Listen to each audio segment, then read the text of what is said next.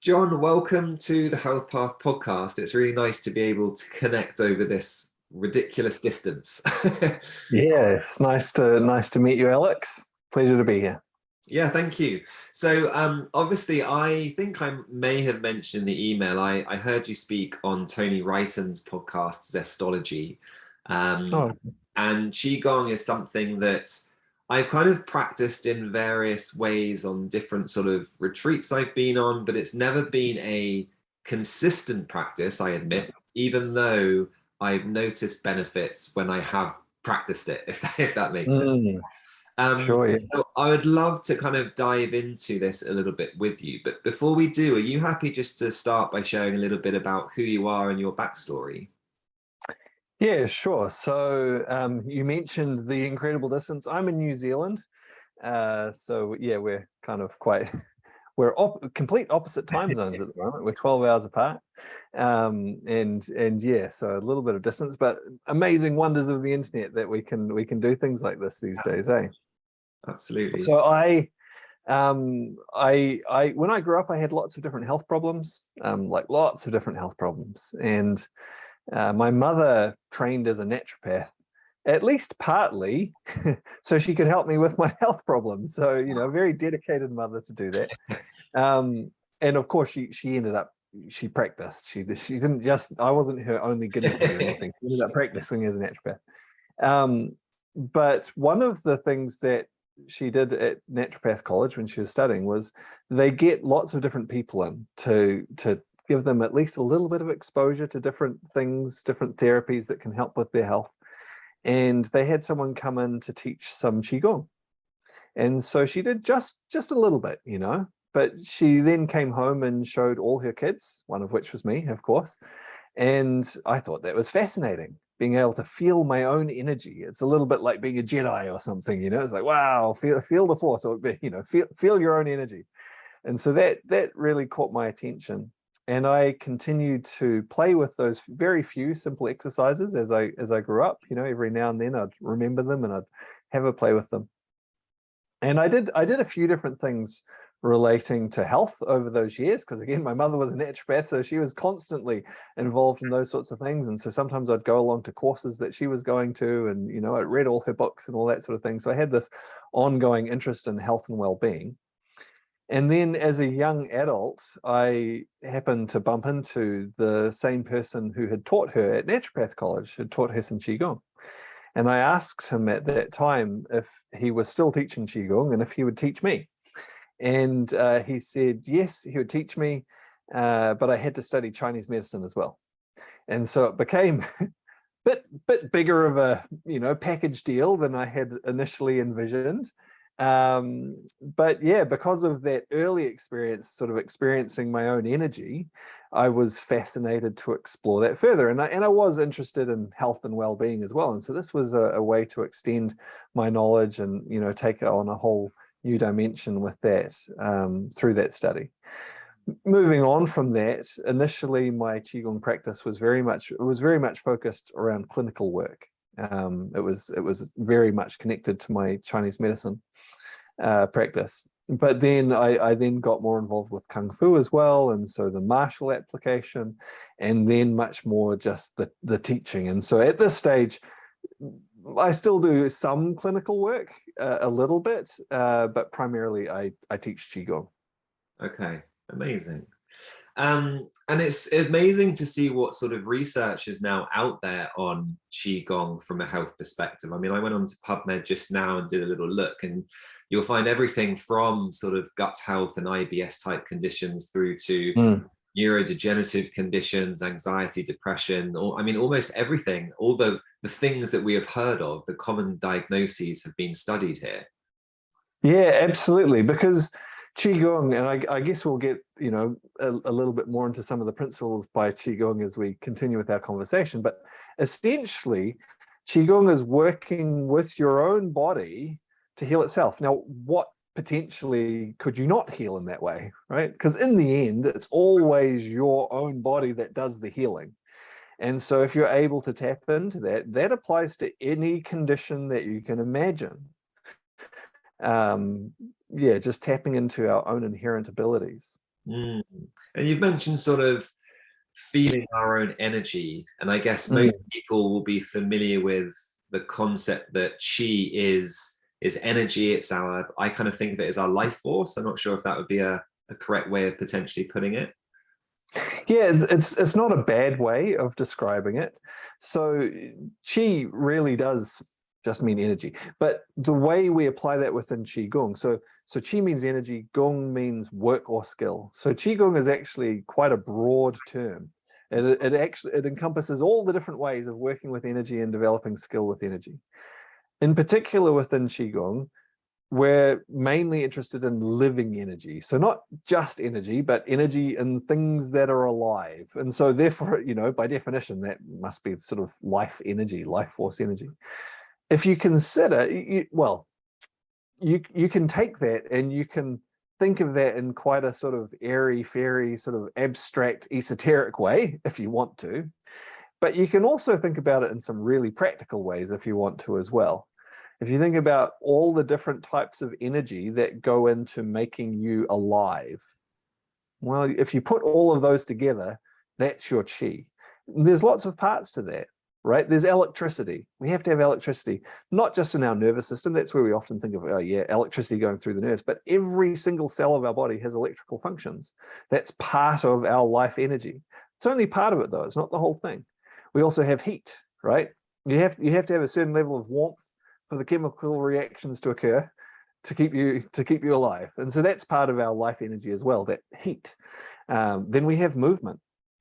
Of course, if we're alive, we're going to move externally. I'm waving my hands around at the moment, but we also have all this movement internally. Our organs are pumping, our blood is flowing, it's moving nutrients around. And so we have that movement as well. That movement is a type of energy, and this is part of our life force energy as well. So it's not necessarily a bad thing to sometimes think about chi in a more esoteric way, but we can also think about it in really practical ways. And that's really useful to be able to understand those really practical parts of our energy. There's always going to be parts of our energy that we maybe can't explain in really practical terms, that maybe are a bit beyond our level of understanding right now. This is true of any area of science, right? It's like, yeah, we know a certain amount and there's other stuff that we just don't know yet. We can't explain fully yet. And it's the same with our living energy, our chi. There's lots that we actually can explain and understand.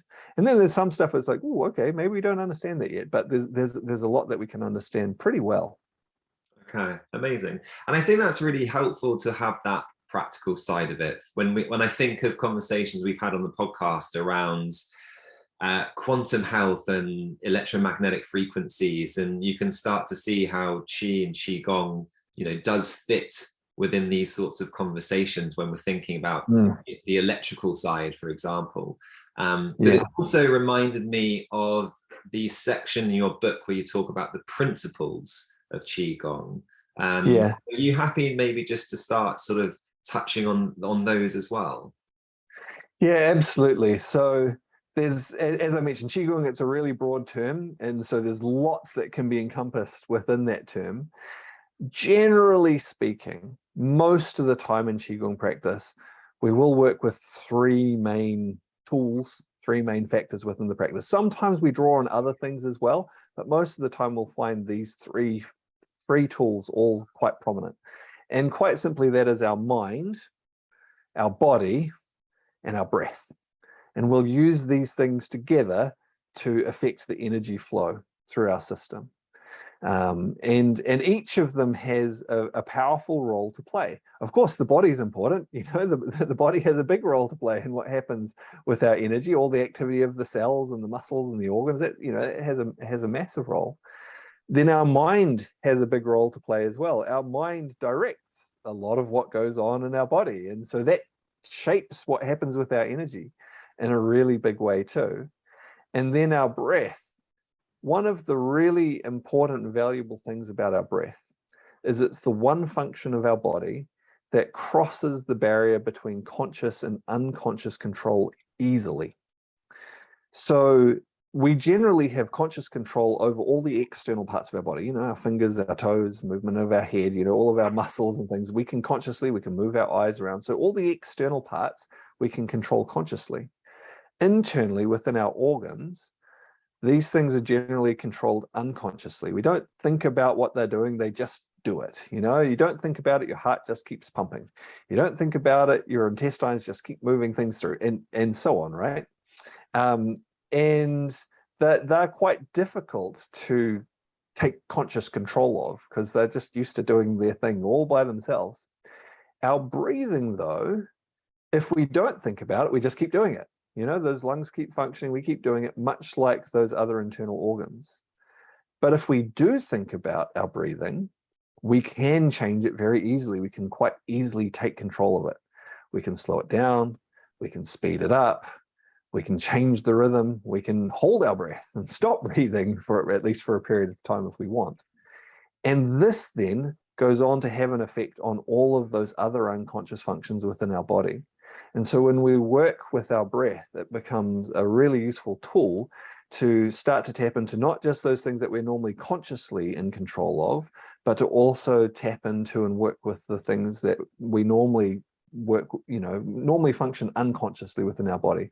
And that, of course, then has a powerful effect on our energy, which then has a powerful effect on our health and our well-being. Perfect. And I think that reminds me of Wim Hof, when he sort of talks about how the breath has that sort of conscious, unconscious combination there. And it is a way we can really start to take charge of our health, shall we say. Yeah. I think the breath is such a foundational tool there. So I guess if we start thinking around this, maybe a follow-up question is for people who may have no experience with Qigong, kind of introduced a little bit of it. They have a slightly better understanding of Qi. That you've mentioned the principles. What would be, I guess, an organic next step for us in this conversation?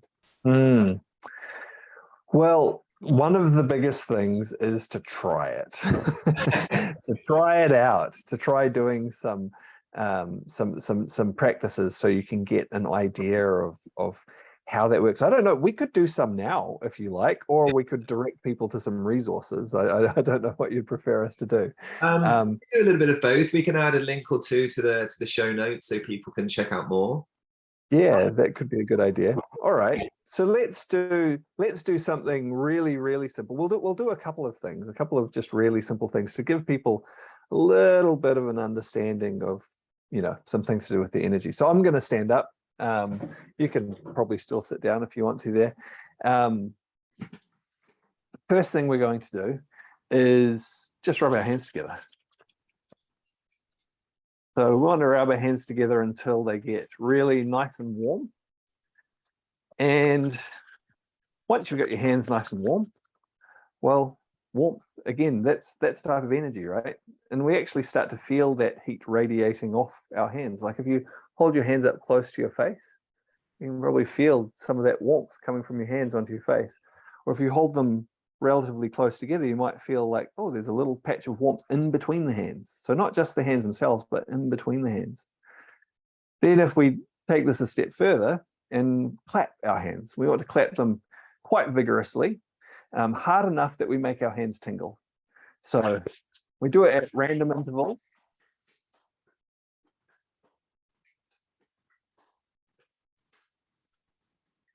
So I won't do too much of that for the sake of people's ears.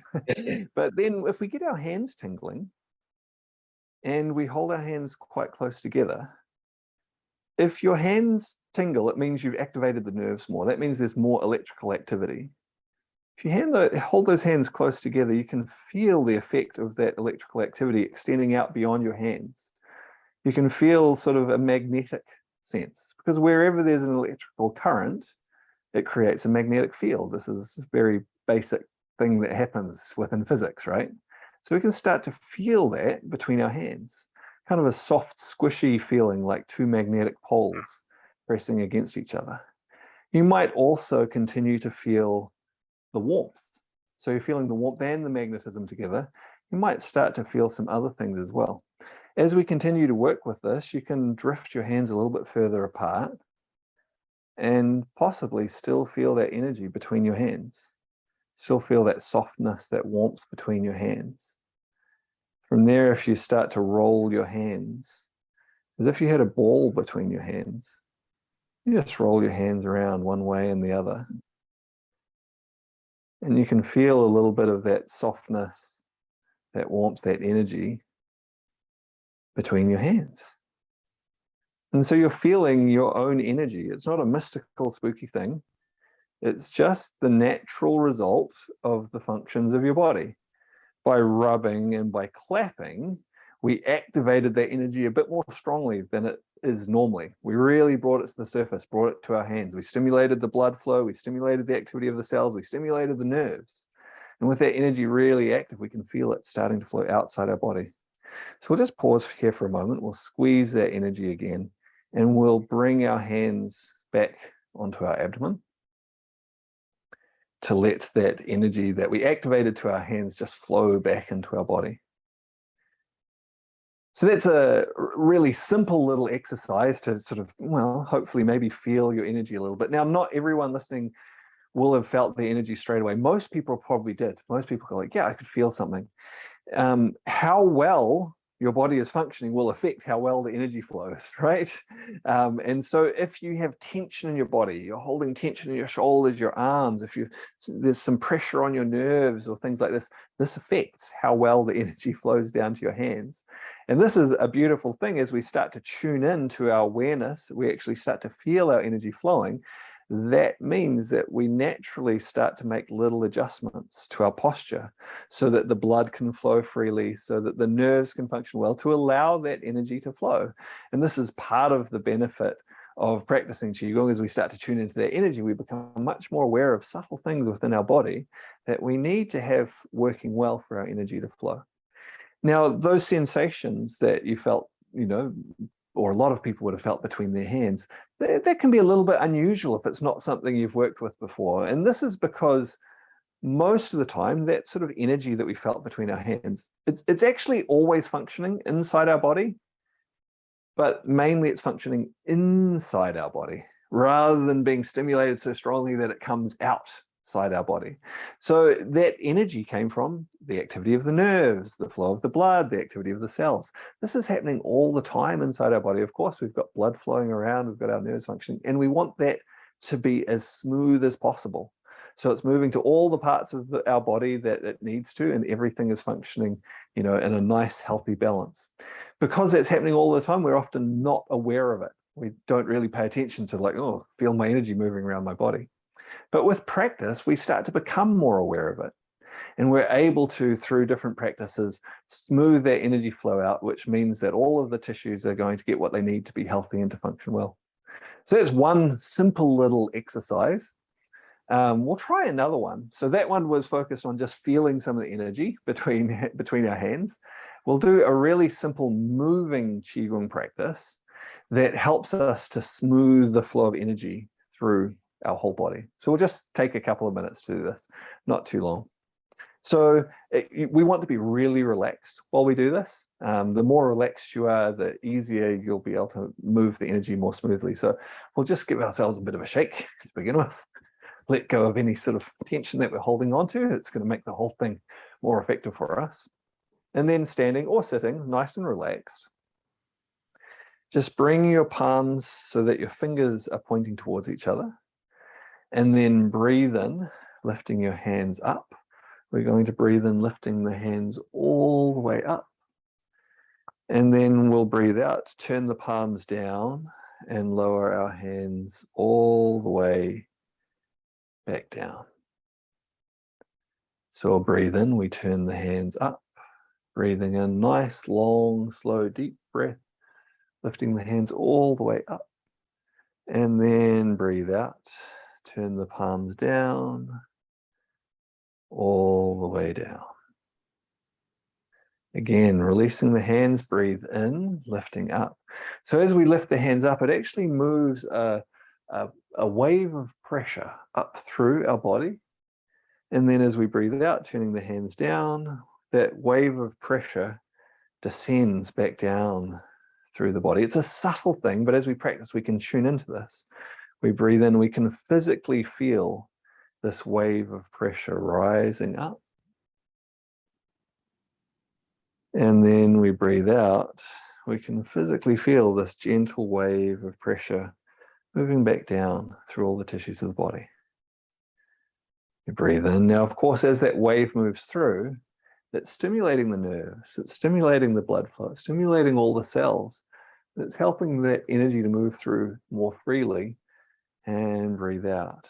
And so it washes, a gentle wash of energy right through all the cells of the body.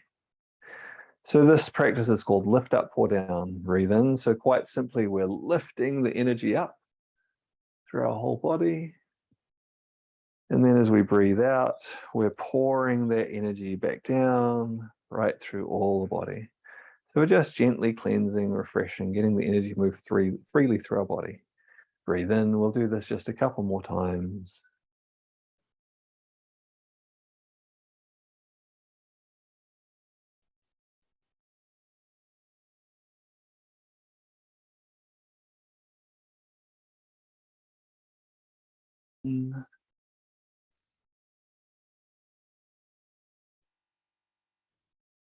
And breathe out.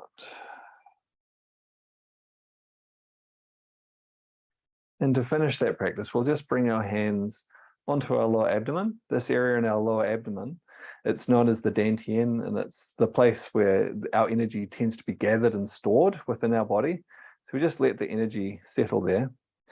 And if you take a moment to just notice how you're feeling, you might notice that there's a little bit of a feeling inside. So turning the awareness inside this time instead of between the hands, you might feel a little feeling of, sometimes it can be a little hard to describe, but maybe a little bit of some warmth or a feeling of flow internally, like things are just moving more freely through your body. And that's what we're aiming to do, get the energy, which means the blood, the nerve activity, and so on, moving freely and smoothly through our body.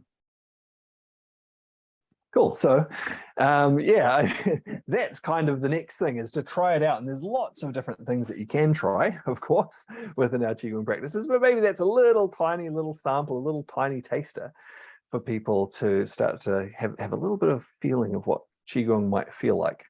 Yeah.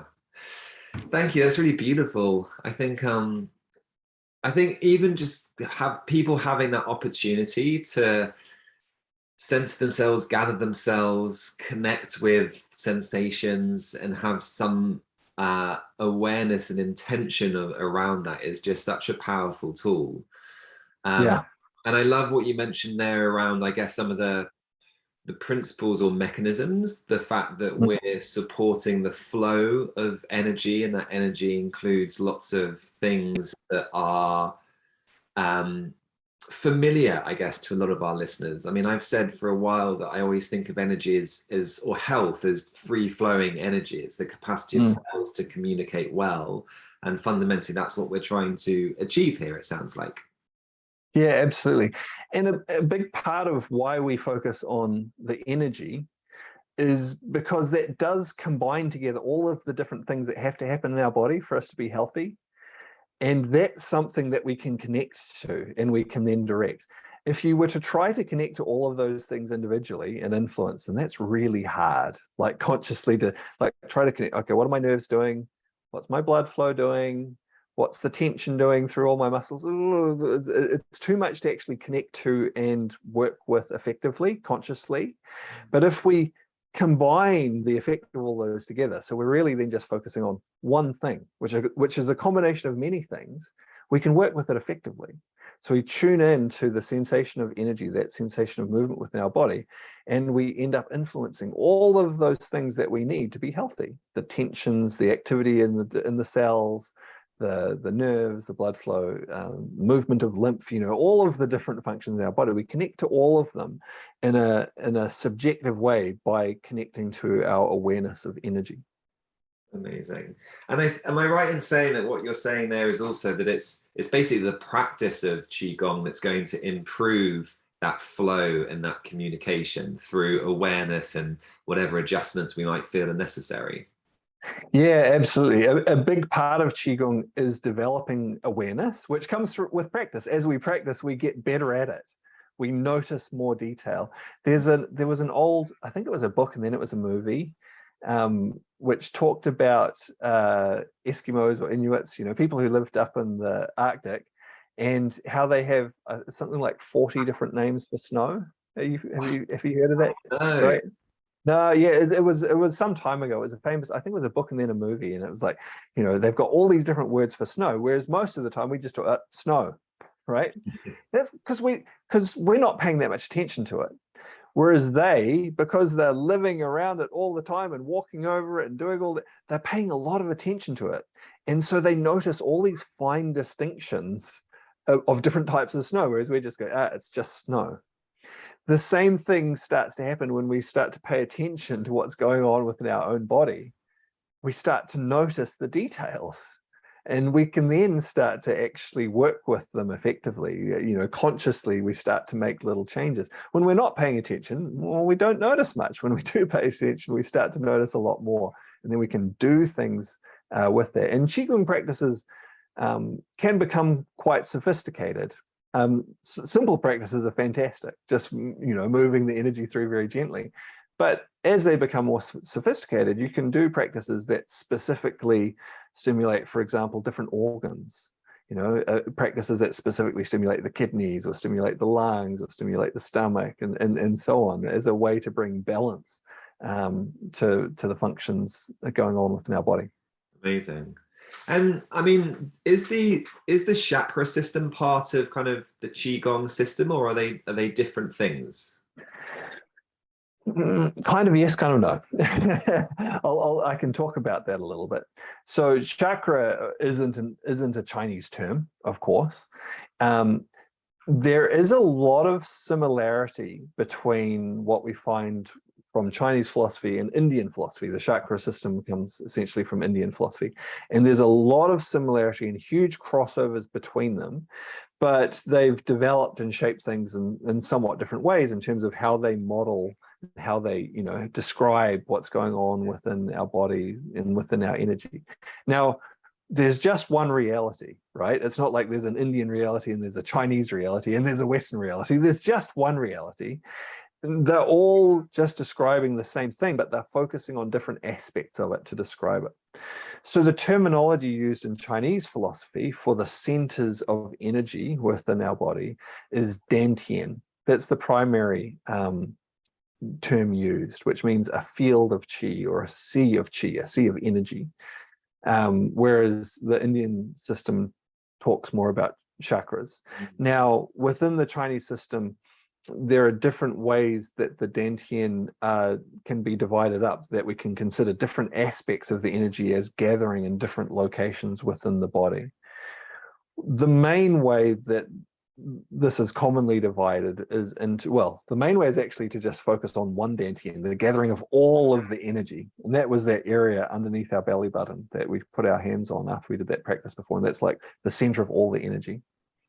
But we can also consider different aspects of the energy as gathering in different locations. And the main way that this gets divided is into three. And then we talk about the lower dantian, down in the abdomen, the upper dantian, up in the head, and the middle dantian, in the middle of the chest.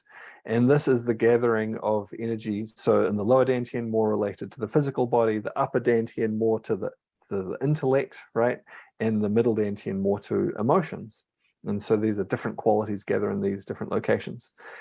Sometimes we can consider those dantian, or those pools of energy, as being divided even further. And one way we can consider is them being divided into 7, which then becomes very similar to the chakra system, essentially talking about the energy gathered at these different locations. So yeah, there's a huge amount of crossover between the systems. Sometimes the terminology is a little bit different. Okay.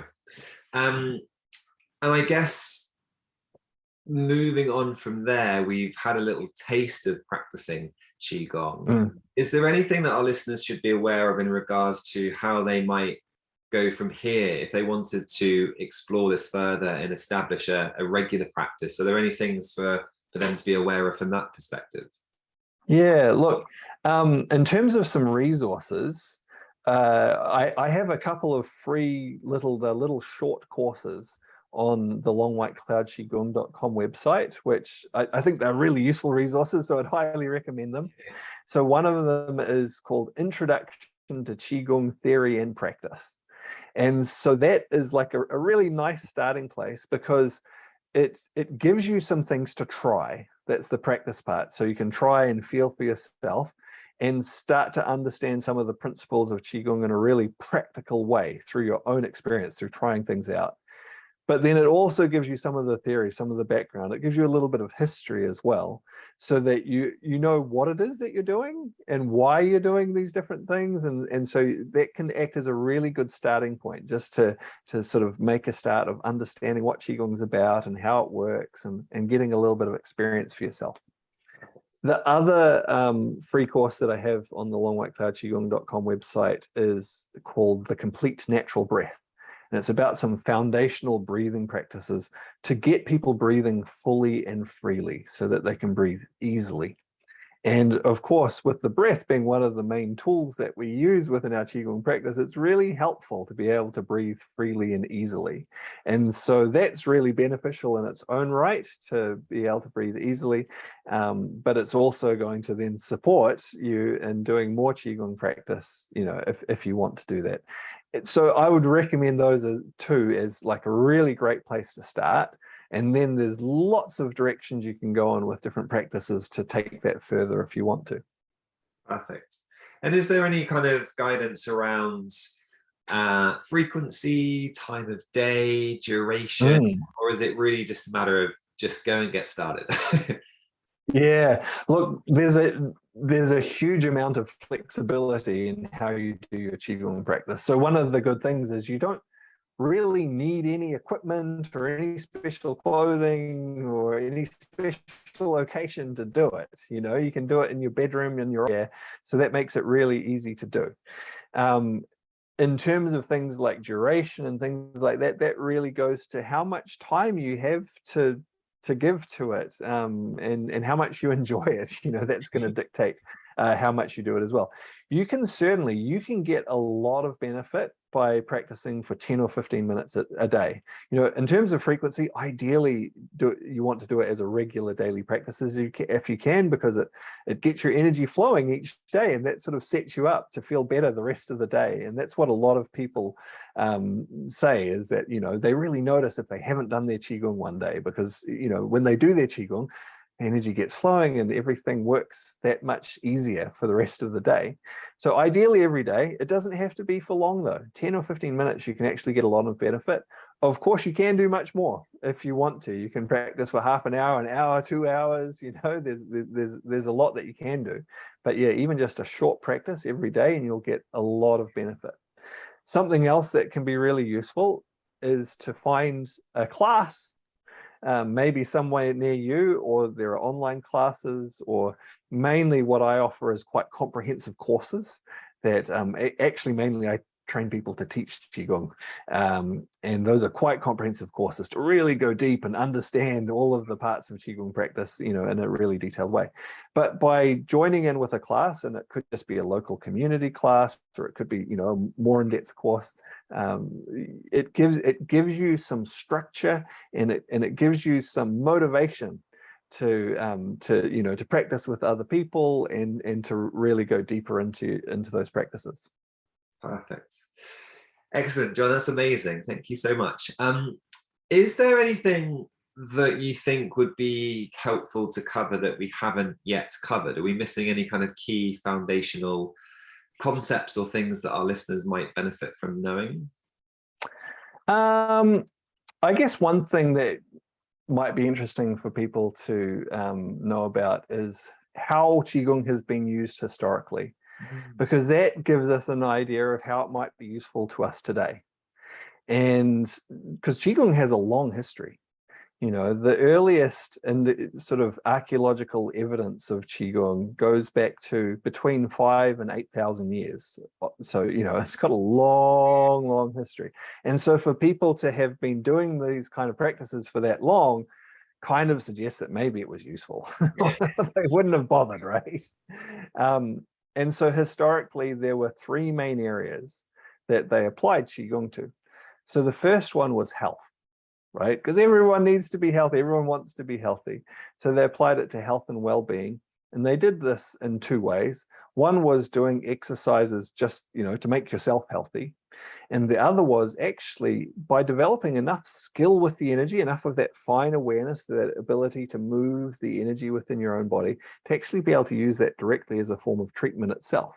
So there were both sides to that, but health was the one really important application. The second application was to martial arts.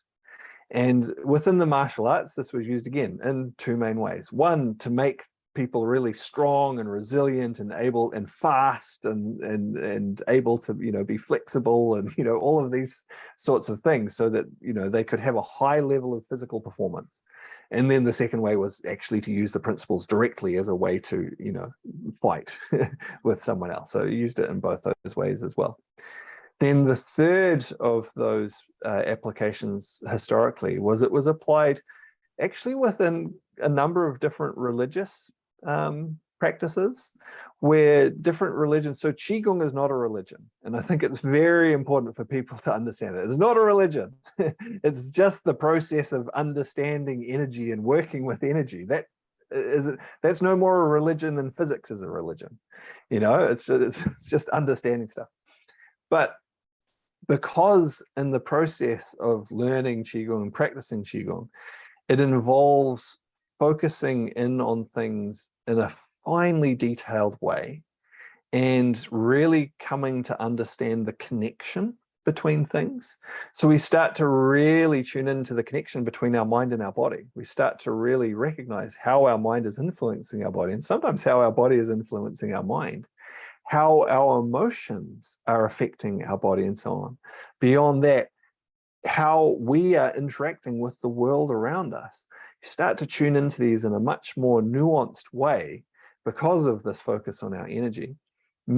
Quite a few different religious groups found that Qigong practice was beneficial to their spiritual practice, because it helped them to understand these connections, to understand themselves better and understand their connection to the world around them better.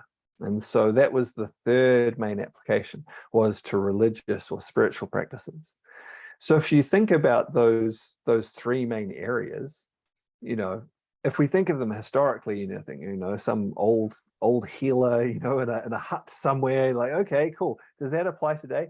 Well, it does in a different context, right? We still want to be healthy. We might not be living in a hut somewhere, but we can benefit from that same knowledge, that same wisdom about how to keep ourselves healthy. We may not want to be a martial artist, but we may want a high level of physical performance. So going beyond just being healthy to actually having a high level of physical and mental performance. And so that sort of martial aspect is quite relevant too. And we may not be interested in any particular religion that used Qigong as a practice, but the underlying reason of why they use Qigong within their practices is still valuable to us today. Is it not beneficial to understand yourself better, to understand your connection with the world around you better?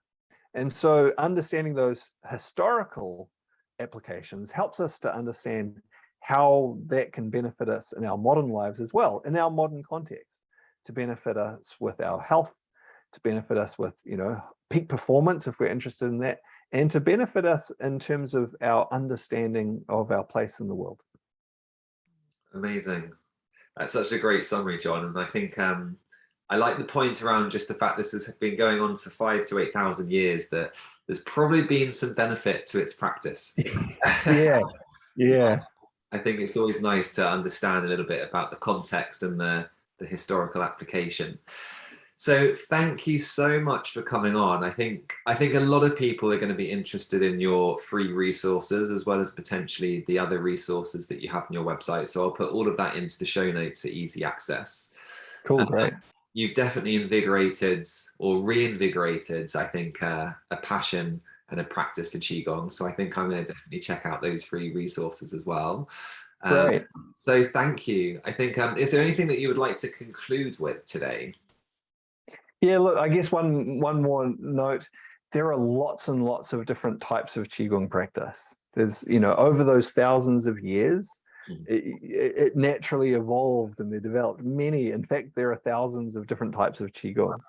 So you will be able to find, because different people have different preferences, different things that appeal to them that they enjoy. Amongst the different Qigong practices, you'll be able to find ones that really work for you, that you really enjoy. So when you start to get involved with Qigong, those resources I mentioned are a great place to start, to get a bit of a foundation, a starting point.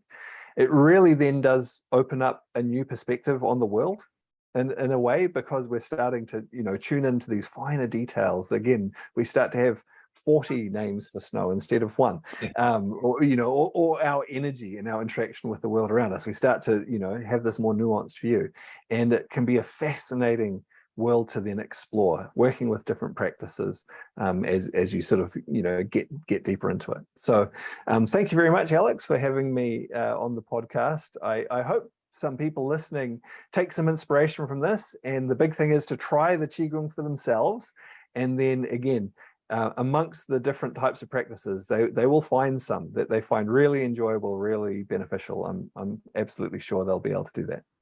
Perfect. Thank you, John. This has been really fantastic, and I think our listeners are going to really appreciate your wisdom and experience. Great. Thank you, Alex.